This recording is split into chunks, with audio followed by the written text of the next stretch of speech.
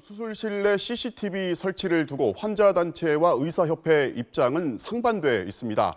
이 사안을 포함해서 최근 잇따르고 있는 대리수술, 무면허 수술에 대한 대한의사협회 입장을 듣기 위해서 최대집 의사협회장 직접 모시고 얘기 들어보겠습니다. 안녕하십니까? 네, 안녕하십니까? 예, 감사합니다. 일단은 저희가 이제 최초 보도를 한 사안인데 마디편안병원에 네. 대해서 이제 협회 차원에서 별도의 지금 고발을 하셨잖아요. 병원장 영업사원을 하셨는데 궁금한 게 그 또 다른 무면허 의사를 협회 차원에서 확인을 하셨다고 했는데 특정이 된 인물인가요? 처음에 그런 어떤 제보가 있었는데요. 네. 정확한 사실관계를 확인해 보니까 네. 추가적인 무면허 의사는 없었습니다. 하지만 대리 수술과 관련해서 실제 수술장에 들어간 의사에 대해서 기존 언론 보도와 좀 다른 내용을 사실관계를 확인을 했습니다. 네. 어떤 근데, 거죠? 처음에 들어갔을 때 면허 취소된 상태의 의사도 사실 아니죠. 면허가 취소된 상태이기 그렇죠. 때문에 해당하는 어떤 그 사람하고 실제 의사 면허를 지니고 있는 의사 한 사람이 들어가서 두 사람이 수술을 했다. 그런 사실을 확인을 했습니다. 네. 어쨌든 그분은 수술장에 들어가면 안 되는 분이었죠. 수술장에 들어가서는 안 되는 사람이죠. 그렇죠.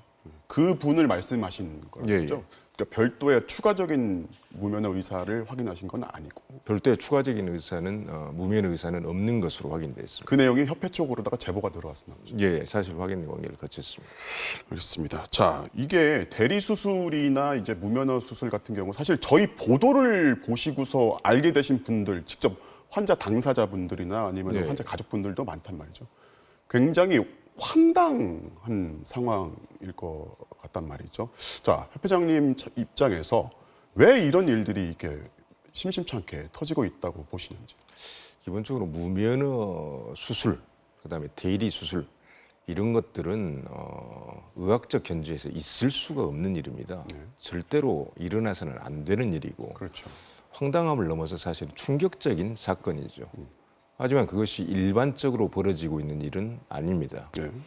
그런 일들이 간혹 발생을 하고 있는데 그 가장 핵심적인 원인은 그 의사 개인의 어떤 의료 윤리를 벗어난 개인의 아주 나쁜, 좋지 못한 일탈 행위로 생각을 하고 있습니다. 시스템적인 문제는 아니다.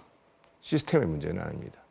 그러니까 이게 뭐 어떤 의료 수가라든지 아니면 예. 수술 관행이라든지 이런 것들의 문제라기보다는 개인의 문제다 이렇게 보시는 거죠. 예, 한 개인의 문제인데 이게 이제 빈발하게 되는 경우는 해당하는 의료기관에서 조직적으로 하나의 병원에서 계속된 의료행위를 시행을 하기 때문에 한 의료기관에서 그것을 처음부터 조직적으로 계획을 하고 시행하게 되면 수술 건수가 대리 수술 건수가 한 의료기관에서 집중적으로 생기는 것이죠. 네. 그래서 해당하는 어떤 그런 무면허 대리 수술의 건수가 이게 이제 해당하는 숫자로 볼 때 많아지는 것입니다. 그러니까 해당하는 의료기관, 극소수의 의료기관 거기에서 어떤 대리 수술을 계획하고 시행하고 있는 극소수의 의사들 이런 개인들의 일탈적 행위가 전체 어떤 현재 활동하고 있는 13만 의사들의 어떤 명예를 그리고 어떤 의사로서의 그 어떤 직무, 윤리 이런 것을 송두리째 무너뜨려 버리는 겁니다. 네. 저 지금 머리를 짧게 하고 계신데 이제 이게 직접적인 어떤 삭발을 하신 계기가 됐던 게 그 오진을 한 혐의로 유죄 판결을 받은 예. 의사 3명이 법정 구속이 됐단 말이죠. 예. 당시 법정 구속 뒤에 강하게 이제 비난을 하셨단 말이죠. 판결에 대해서 그 입장을 다시 한번 정리를 좀 해주시죠. 예. 기본적으로 이번 성남 모병원에서 의사 3인이 오진을 이유로 진단적인 그러니까 실수죠. 진단적 실수를 이유로 해서 구속이 됐는데 법정 구속이 됐습니다. 그 문제에 대해서 강력하게 의료계의 뜻을 대변해서 비판의 목소리를 냈습니다. 그 이유는 의사의 의학적인 행위, 의학적 판단은 기본적인 형사처벌의 대상이 돼서는 안 된다는 원칙이 있습니다. 그것은 의사란 직역을 보호하기 위한 것이 아니라 궁극적으로 국민과 환자의 생명과 건강을 보호하기 위한 조치입니다. 이런 어떤 원칙은 주요 선진국들 그리고 대부분의 나라들에서 어떤 기본적인 원칙으로 법적 원칙 그리고 사회적 합의로 이미 자리가 잡혀 있는 내용입니다. 우리나라만 지금 갖추지 못한 것이다. 우리나라에는 그래서 지금 현재 판결 그런 어떤 원칙도 없을 뿐만 아니라 어떤 기소나 판결의 관행, 그런 관련 법 그런 것도 없을 뿐만 아니라 시 검찰의 기소 관행 그다음에 판사들 법원의 판결 관행이 최근 들어서 그런 어떤 기본 원칙을 어긋나는 그 기본 원칙에 어긋나는 방향으로 이루어지는 일들이 몇 건 이제 나오고 있다는 얘기죠. 자, 이게 정확한 표현으로 제가 지금 옮겨온 것이 회장님께서 선한 의사를 가지고 하는 진료 행위로 인한 과실은 형사처벌을 면제해달라 이런 말씀을 하신 걸로 되어 있는데 예. 이건 어떤 의미입니까? 기본적으로 의료 행위라는 것은 이미 상해를 입은 사람 그리고 어떤 질환을 갖고 있는 환자에 대해서 선한 의도를 전제로 즉 그 환자를 치료해서 낫게 하겠다는 것이죠. 선한 의도가 전제되어 있는 행위이고 그 결과는 반드시 좋은 결과를 의도하지만 좋은 결과가 늘 나올 수 있는 건 아닙니다. 어쩔 수 없이 최선을 다해서 선한 의도를 가지고 의료 행위를 해도 결과가 좋지 않을 수가 있는 것이 의료의 한계라는 것이죠.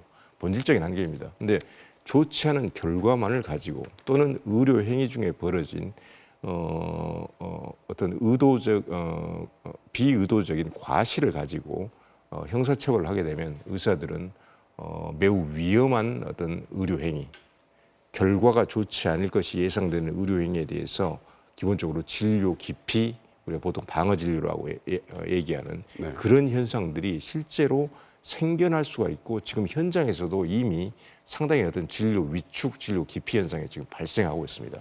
자, 그런데 말이죠. 이제 어쨌든 이 지금 죄목 자체가 형사법상의 업무상 과실치사란 말이죠. 네. 그렇죠. 이게 기본적으로 업무상 과실이라는 것은 그 행위 자체가 어떤 악의를 가지고 한 게 아니라 말씀하신 대로 의도치 않게 선의를 가지고 했지만은 결과적으로다가 했다는 것이 형사법적으로 있는 업무상 과실치사라는 것이고 이 행위 자체가 어떤 의료 행위에만 적용되는 것이 아니라 이른바 일을 하고 있는 어떤 행위를 하고 있는 모든 사람들에게 적용되는 건데 이 행위에 대해서 의사는 선한 의도를 가지고 치료 행위를 하다가 결과적으로 지금 사고가 발생했을 경우에는 그건 처벌해서는 안 된다라고 했을 때 이 업무상 과실치사가 의사한테만 이른바 치외법검처럼 어떤 특혜의 영역으로다가 보이지 않을까라는 우려의 목소리도 있어요. 네. 어떻게 보십니까? 기본적으로 이제 그건 의료 특수성에 대한 우리가 기본적인 어떤 좀 심도 있는 이해가 있어야 합니다. 네. 의료는 그 업무 특성상 고도 위험성을 이미 수반하고 있습니다. 네. 다른 업무들과 달리 그 업무가 고도 위험성을 수반하고 있다는 얘기죠. 가령 소방관이 불을 끄는 진화하는 작업은 고도 위험성을 수반하고 있습니다. 군인이 전쟁터에서 말 그대로 전쟁 행위를 하는 경우는 고도 위험성을 수반하고 있습니다. 네. 경찰도 마찬가지입니다. 네. 의사들도 그 업무 자체가 고도 위험성을 수반하고 있고 또 해당하는 업무를 수행할 때 환자의 동의 하에서 그 업무를 수행을 하는 것입니다. 네. 이런 의료 특수성으로 인해서 기본적으로 형사처벌이 고의적이 아닌 경우 네. 고의적으로 악행을 의사가 범했다. 당연히 형사처벌이 돼야 됩니다. 네. 그리고 의학적으로 절대로 인정될 수 없는 의료 행위를 해서 환자들에게 위해를 끼쳤다. 분명히 형사처벌 대상이 돼야 됩니다. 네. 이런 예외적인 경우를 제외하고는 고의성이 없는 경우, 의학적으로 인정되는 행위를 했을 경우에는 말 그대로 그 업무 특성이 이미 고도 위험성을 내포하고 있는 행위이기 때문에 형사처벌의 어떤 면책, 특례에 해당돼야 된다고 이제 주장하는 것이죠. 말씀하신 것에 보면은 이제 이를테면 군이나 소방관을 예를 들으셨는데 네. 이를테면 이런 것도 과실치사로 이제 적용된 사례들이 있단 말이죠. 군인이 장갑차를 몰고 가다가 길에 있는 행인을 쳐서 만약에 그 안타까운 죽음으로 이어졌다 했을 때에도 고도의 위험성을 가진 장갑차를 몰고 가다가 쳤을 때에도 거기에도 이제 이른바 업무상 과실치사라는 것들이 적용이 되거든요. 근데 이것이 말씀하신 고도의 위험성을 가진 직업군이나 이런 것들은 굉장히 많을 거란 말이죠. 많을 거란 말. 그런데 그거에서 의사의 의료 행위는 제외해달라. 이런 것이 거듭 질문을 드리지만 어떤 좀 특권처럼 해석될 여지가 있다. 이런 지적에 대해서는 어떻게 대답하시겠습니까? 의료 어떤 특수성은 아까 말씀드렸는데요. 한 직군의 군인의 어떤 장갑차를 모으는 행위, 그런 어떤 군인이라고 하더라도 군인의 어떤 업무라고 하더라도 그 부분에 업무의 영역을 조금 더 구체화할 필요가 있습니다. 의사는 환자의 몸에 대해서 직접적으로 개입을 하는 것이고 고도로 우리가 이제 의학 용어에서 침습적 행위라고 합니다. 네. 즉 수술을 통해서 몸을 우리가 가령 개복술 같은 경우는 개복을 해서 직접 조직 장기를 다루는 등 고도 환자 몸에 대해서 직접 개입하면서 그 자체에서 고도 위험성이 수반된다는 것이죠. 네. 그래서 그런 점에서 다른 업무하고 분명히 차별성이 있습니다. 그리고 형사처벌이 면제되고 특례가 적용이 돼야 되는 것은 그런 어떤 행위에 대해서 결과를 가지고 업무상의 치사의 죄를 적용해서 형사처벌을 하게 되면 말 그대로 굉장히 위험성, 사망 가능성이 높은 환자들에 대한 수술이라든지 시술, 각종 의료 행위들이 기본적으로 굉장히 위축이 되고 말 그대로 그 해당하는 수술이나 시술을 기피하게 되는, 하지 않게 되는 일이 발생한다는 것이죠. 그래서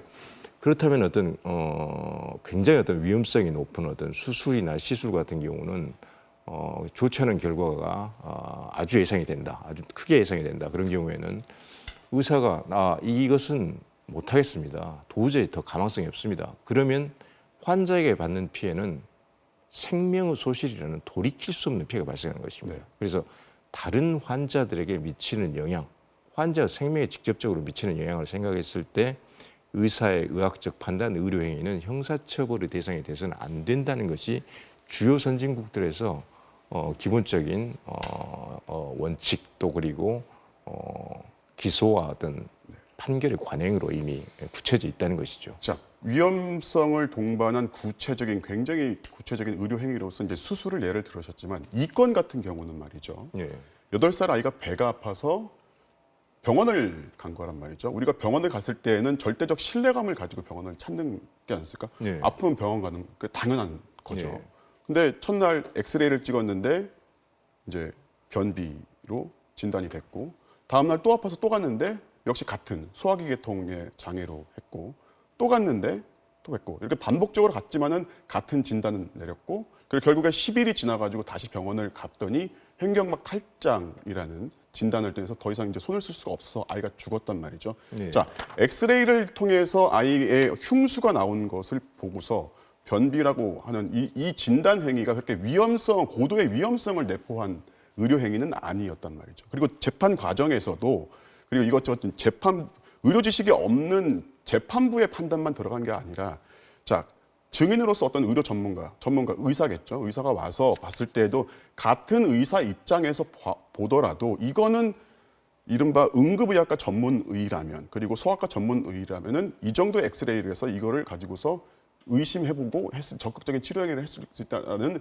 소견을 줬기 때문에 이게 유죄로 인정이 됐다는 것이 지금 알려진 내용이란 말이죠. 네. 그럼 이 내용에 대해서는 어떻게 말씀하시겠습니까? 기본적으로 그래서 우리가 하나하나 모든 의료 행위에 대해서 그 오진 여부 그리고 어떤 과실의 경중 여부를 따져서 이것은 형사처벌의 대상, 이것은 형사처벌의 대상이 형사처벌의 대상이 돼야 되고 이것은 형사처벌의 대상이 돼서는 안 된다.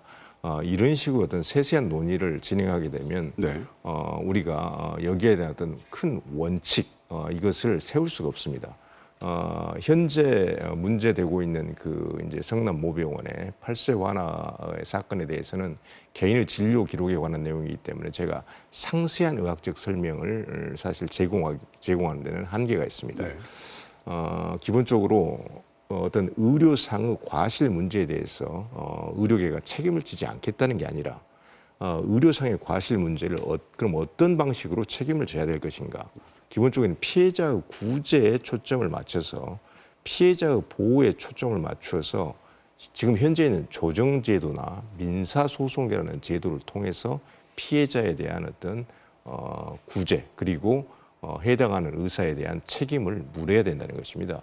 형사법적으로는 처벌을 하지 않더라도 예, 예. 형사법적인 책임에서는 면해주돼. 정리하면은 그렇지만은 민사적인 방법으로다가 충분히 이 책임을 물을 수 있다. 이렇게 해석해도 되겠습니까? 예.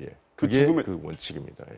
그러면 형사적인 책임에서는 면해주되 예. 민사적인 책임에서는 거기에서 엄격하게 물어라 이렇게 정리해도 되겠습니까? 예, 예. 그게 기본적인 어떤 원칙입니다. 그래서 의료과실의 유무와 의료과실의 경중을 따지는 것은 소송 전에 조정제도가 이미 있고 네. 의료분쟁 조정원이라고 해서 조정제도가 이미 있습니다. 네. 그리고 또 조정에서 조정이 성립되지 않았다. 그런 경우에는 민사소송을 통해서 과실 유무, 과실의 경중을 엄중하게 엄격하게 따져서 민사적인 책임은 충분히 우리가 그 부분에서는 져야 될 부분은 지겠다. 자, 근데 8살 아이를 이런 이른바 결과적인 오진을 통해서 아이의 죽음을 맞은 부모 입장에서는 원하는 것이 돈일까요? 그걸 우리가 이제 돈으로서 문제를 해결하겠다 하게 되면 너무 좀 자극적인 표현이 되는 것이고요. 어차피 우리가 환자 사망을 직접 접하게 되는 사람들은 사실은 가장 많이 접하고 끝까지 치료를 하면서 환자의 어떤 좋지 않은 결과, 사망이라는 결과를 맞이하게 되는 것은 결국 의사들입니다. 그래서 누구보다 사실 가장 안타까워하고 애도의 마음을 자연스럽게 지닐 수밖에 없습니다. 금전적 보상이 환자의 사망에 대해서 과연 어떤 거기에 상응하는 보상이 될 수가 있겠습니까?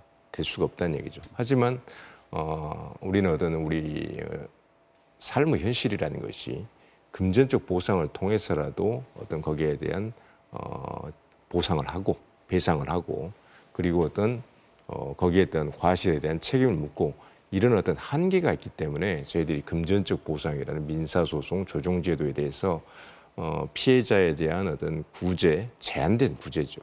환자 사망이 발생했는데 무엇으로도 사실 보상이 될 수가 없는 것입니다. 당연하죠. 예, 예. 그래서 그리고 어떤 의사에 대한 책임, 어떤 그런 문제가 다루어져야지 형사처벌의 대상이 돼서는 제가 다시 거듭 말씀드리지만 다른 환자들, 우리 모든 환자들의 어떤 생명권에 직접적인 어떤 위협을 끼치기 때문에 거기에 대해서는 명백히 어떤 반대를 하고 면책 조항이 마련이 되어 있어야 된다. 그런 내용을 이제 말씀을 드리는 것입니다.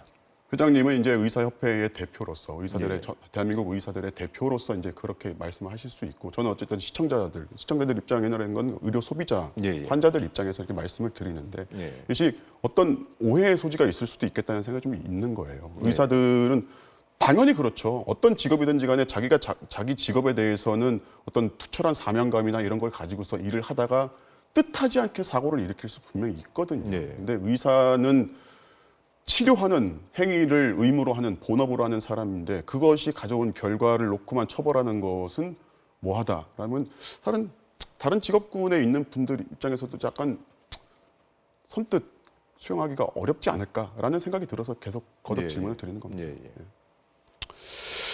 그렇고 CCTV 문제를 좀 여쭤보면요.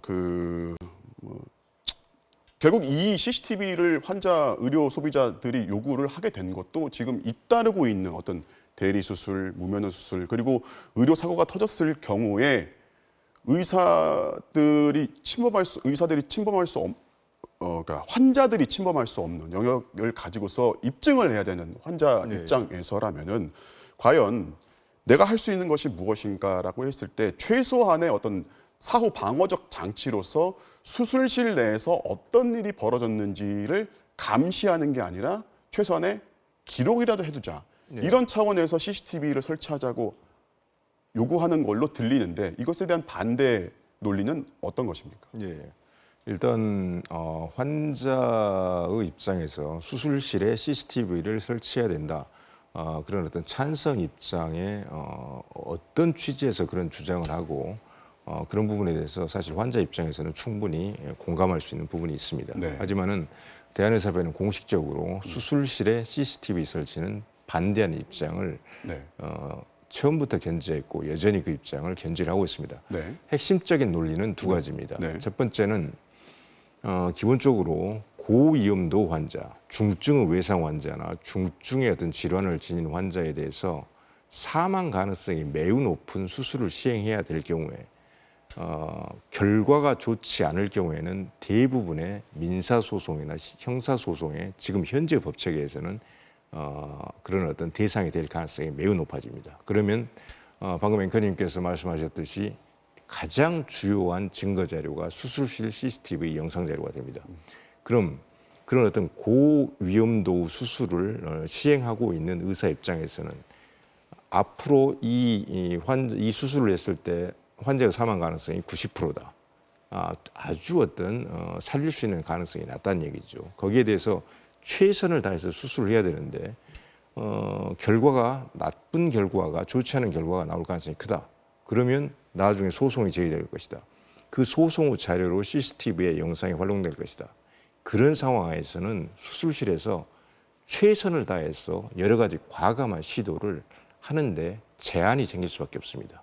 제한이 생길 수밖에 없습니다. 그래서 그런 차원에서 말 그대로 최선을 다해서 과감한 어떤 시도를 했을 때 환자를 살릴 수 있는 가능성에도 불구하고 나중에 어떤 의사가 수술을 하는 과정에서 법률의 어떤 법정에 서서 어떤 소송, 자기 어떤 책임을 면책하는 어떤 그런 근거를 남겨야 된다. 그런 어떤 생각을 가지면서 수술에 임하게 되면 여러 가지 어떤 다양하고 이런 어떤 과감한 시도를 하는데 제한이 생길 수밖에 없다는 얘기죠. 그렇기 때문에 환자의 생명권이라는 측면에서 수술실 CCTV를 첫 번째는 반대를 하는 것입니다. 두 번째는 수술에는 구체적으로 제가 언급을 다 드리지는 못하지만은 굉장히 다양한 수술들이 있습니다. 환자의 환부가 노출되고 신체 부위가 노출이 됩니다. 우리가 디지털 영상 기록이라는 것은 저장이 됐을 때 고의적이든 또는 실수가 됐든 유출될 가능성이 늘 있습니다. 이게 유출되면 지금 그런 디지털 정보가 영상 정보가 유출이 됐을 때 그리고 일반 어떤 공중에 공개가 됐을 때 환자의 사적 정보란 측면에서 치명적인 어떤 피해를 입게 된다는 것이죠.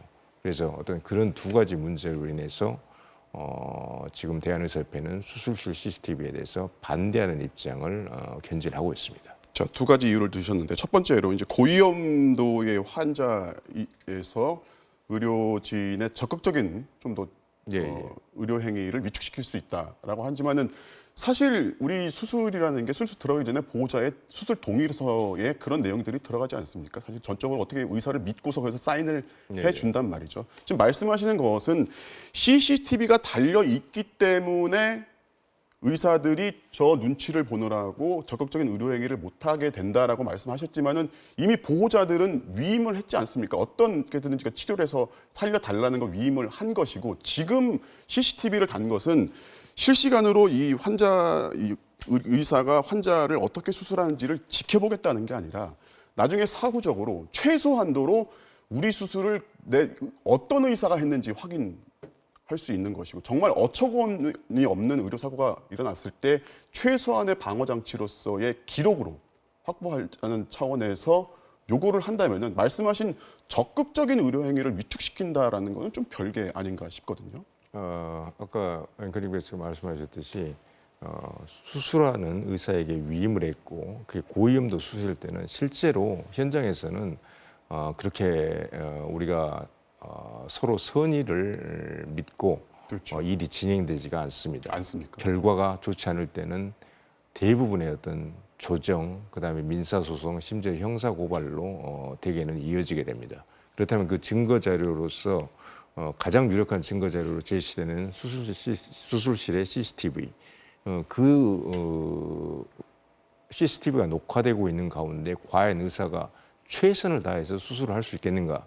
이 진로 현장의 현실은 누구보다 우리 의료계가 잘 알고 있는 것이고 실제로 그런 고난이도의 수술을 하고 있는 의사들 입장에서는 그렇게 되면 우리는 최선을 다해서 수술하기 힘들다. 이런 입장이 거의 압도적인 다수의 지금 그런 어떤 의견들입니다. 결국에는 그런 것 같아요. 결국에는 이것이 내가 의사를 못 믿는데 내 가족을 수술실에서 맡겨놓고 생명을 맡겨놓지는 않을 거 아닙니까? 지금 이 CCTV 얘기가 계속 나오는 것들이 아까 회장님이 말씀하셨던 일부의 의사들이 저지르는 어떤 불법적인 형태의 의료 행위들이 반복적으로 터지고 있다 보니까 진짜 의료 행위에 대한 불신감이 지금 그러니까 환자들 입장에서 쌓여가는 것이고 혹시 우리 가족이 저런 일을 당하지 않을까라는 불신감이 지금 결국에 CCTV를 달자는 거로 이어졌단 말이죠. 그렇다면은 결국엔 이 불신감을 해소시키는 게 협회에서는 제일 우선을 둬야 될 게 아닌가 그래서 싶거든요. 그런 대안들을 특히 이제 외과계 전문학회하고 그런 대안들에 대해서 논의를 지금 진행을 시키고 있습니다. 그래서 수술실에 특히 대리 수술 같은 경우가 사실은 매우 어떤 치명적인 결과를 가져오는 의료법 위반 행위이기도 하고 절대로 의료기관에서 발생돼서는 안 되는 행위죠. 그런 환자 대리 수술이 실제로 발생을 했고 몇 차례 대리 수술이 우리 사회적으로 큰 문제를 지금 일으키고 있는 상황에서 환자들을 국민들의 어떤 우려, 걱정 충분히 이해하고 CCTV를 설치해야 된다는 주장에 대해서도 국민들 입장에서는 환자 입장에서 충분히 그럴 수 있다 생각을 하고 있습니다. 네. 하지만 제가 왜 반대하는지에 대해서는 방금 핵심적인 두 가지 논리로서 제가 말씀을 드렸고, 그럼 어떤 대안을 우리가 준비를 할 것인가? 네. 수술실에 출입하는 사람들의 명부를 사전에 우리가 명부를 작성을 하고 거기에 자필 서명을 하는, 그 이외의 사람들은 수술실을 출입할 수 없게 애초에 만드는 그런 제도, 또 수술장 안에 CCTV를 설치하는 게 아니라 수술실의 입구에 CCTV를 설치해서 오가고 수술실을 출입하는 사람들을 기록해 놓는 제도. 그러면은 가령 영업사원이 들어갔다, 또 담당 의사가 아닌 다른 의사가 들어갔다든지 이런 내용들이 모두 기록되지 않습니까? 그런 어떤 제도들이 있을 수가 있고, 또 여러 가지 제한 사항으로 나온 내용들이 있는데 그런 부분들은 앞으로 저희들이 대안으로서 확정이 되면 정리를 해서 합의된 사항들을 제시를 할 생각입니다. 자, 그리고 또 하나 두 번째 이유로 말씀하신 것이 환자가 원하지 않는 어떤 신체 노출을 할 수가 있는 것이고, 또 행여 이것이 혹시 유출될 가능성이 있다라는 거잖아요. 네. 그런데 지금 경기도가 지금 이걸 지금 국공립의료기관에서 지금 시범적으로 시행을 하고 있지만 네. 어쨌든지 선행적인 것은 모든 걸 감수하고서 환자 동의를 받은 경우에만 지금 이거를 CCTV 녹화를 하고 있지 않습니까? 네. 이 우려는 의사들이 걱정할 대목은 아닌 것처럼 보이는데요. 그런데 의사 입장에서는 네. 환자의 진료 정보, 네. 업무상 취득한 어떤 진료 정보, 사적인 어떤 진료 정보를 보호해야 될 의무가 의료법에 명시돼 있고 법 이전의 의사로서 직업적인 윤리입니다. 네. 그렇기 때문에 진료 과정 중에 취득한 사적 정보는 절대로 유출돼서 외부의 어떤 누설해서는 안 되고, 당연하죠. 그건 또 다른 범죄거든요. 예. 그리고 그런 수술 과정에서 발생하는 어떤 그런 의사 수술 행위 중에서 말 그대로 거기에 CCTV에서 만약에 영상이 기록이 된다면 그 과정에서의 어떤 정보도 어떻게 보면 의사가 그 정보에 대한 재량권을 지니고 있다고도 볼 수 있습니다. 네. 그렇기 때문에 의사는 그런 환자의 어떤 가장 내밀한 사적 정보에 해당하는 진료 정보를 보호해야 될 의무도 있다는 것이죠. 그래서 이게 수술실에서 벌어진 어떤 그런 어떤 영상이 유출되는 문제에 대해서 우리 의사는 거기에 대해서 전혀 어떤 관심도 없고 책임도 지지 않겠다, 아니면 우리는 거기에 대한 아무런 의무도 없다, 이것은 의사 직업적 윤리상으로 봤을 때 그것은 저희들이 그런 부분은 동의하기가 어려운 부분입니다. 환자가 설사 CCTV에 내 신체가 일부 노출된다고 해서 동의를 한다 하더라도 의사 입장에서는 내 환자의 그런 것들을 방어해줄 의료 기록을 지켜줄 의무가 있기 때문에 반대한다, 이렇게 정리해도 되겠습니까? 예. 의사가 그건 어떤 윤리적인 의무하고 아주 밀접하게 연관되어 있는 부분입니다. 비록 환자가 동의를 한다 하더라도. 환자가 동의를 한다고 하더라도 왜냐하면 이제 환자의 동의라는 것이 네. 정말로 충분한 정보가 제공되고 그 어떤 행위의 결과 위험성에 대해서 충분히 알고 있는 상태에서 동의를 했는지, 이런 부분에 대해서 우리가 좀 엄밀하게 따질 필요가 있습니다. 지금 경기도 내에 있는 국공립의료기관에서 지금 시행을 하고 있단 말이죠. 예. 저희가 알기로는 신청 동의율이 한 50%좀 넘는 것으로 알고 환자 만족도는 높은 것으로 알고 있는데, 혹시 반대 입장으로서 그런 CCTV 녹화에서 그 수술을 진행하고 있는 의사들의 입장을 좀 들어보셨습니까? 현재 사실 경기도에서 10월 1일 날 사실 무단적으로 의료계와 충분한 협의 없이 강행을 지금 했습니다. 저희들은 사실 그 문제에 대해서 합리적으로 우리가 인정할 수 없는 그런 조치라고 생각을 하고 있습니다. 그래서 관련해는 어떤 법적인 대응 이런 것도 협회 내에서는 지금 고려를 하고 있는데 의사들의 그분들을 만나보신 적은 없죠. 지금. 해당하는 의사들을 직접 만나보지는 않았습니다. 하지만은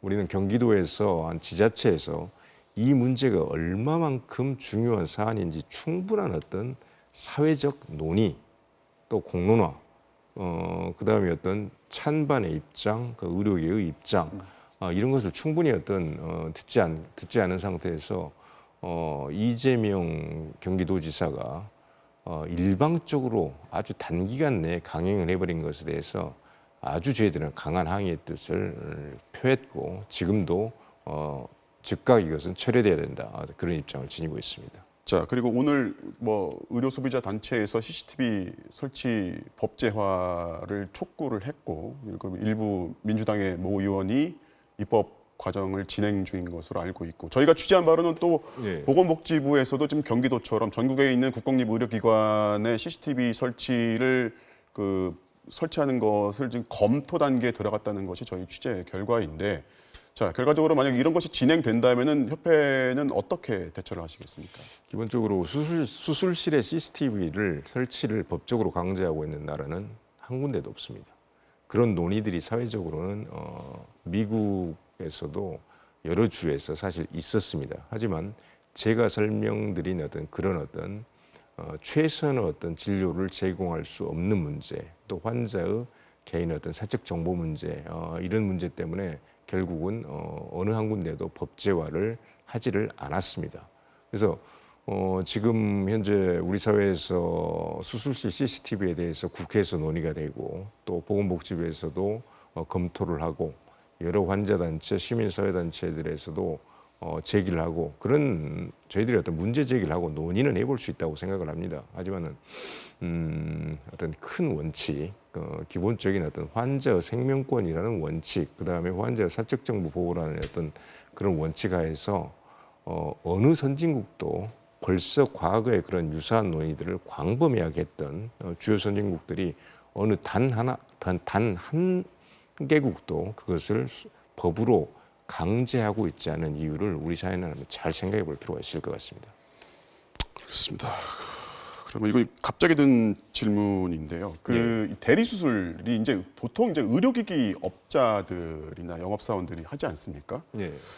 그런데 외과 이렇게 수술을 직접 하시는 의사들 입장에서 새로 개발돼서 새로 도입하는 의료기기는 그 업자들의 도움을 받을 수밖에 없습니까?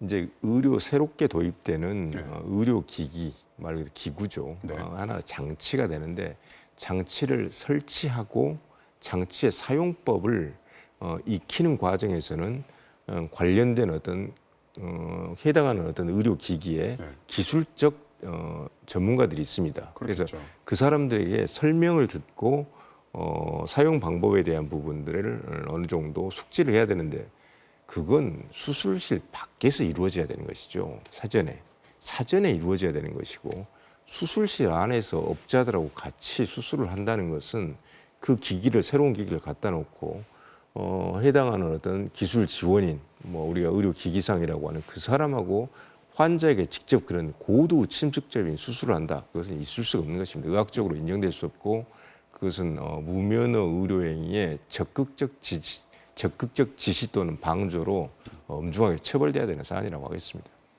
알겠습니다. 그리고 마지막으로 의사들의 또 회장님이 하신 말씀 중에 이런 것이 있습니다. 의사들의 진료 선택권, 진료 거부권을 의료법 개정을 통해서 이번에 반드시 확보해야 한다라고 말씀하셨거든요. 여기서 말하는 의사들의 진료 선택권이라는 것은 어떤 의미입니까? 지금 현재 의료법상으로는 환자가 의사를 방문을 했을 때 진료를 받기 위해서 정당한 사유 없이 거부하지 못한다라고 되어 있습니다. 그럼 정당한 사유가 뭐냐에 대한 환자가 의사를 찾았을 때 진료를 받으러 왔을 때 정당한 사유 없이 거부하지 못한다. 그럼 거부할 수 있는 정당한 사유라는 것에 대한 것이 법 규정상에 아무것도 없습니다. 그럼 어떤 것이 모든 환자를 의사가 전부 다 진료할 수는 없습니다. 그렇기 때문에 정당한 사유라는 문구가 들어가 있는 것이겠죠. 그 정당한 사유 부분을 이번에 법으로 분명하게 명시를 해서 이런 환자들은 진료를 받으러 왔음에도 불구하고 의사들이 진료를 거부할 수가 있다.